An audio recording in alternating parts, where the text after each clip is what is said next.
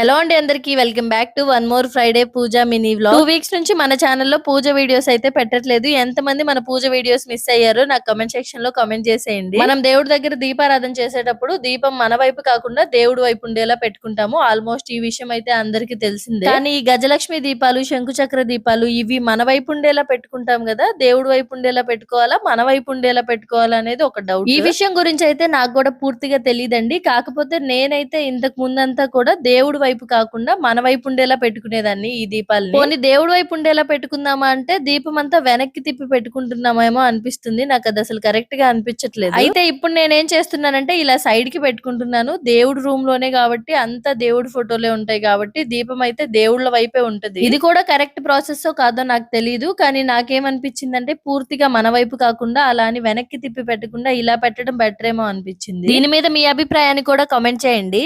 శ్రీమాత్రే నమః.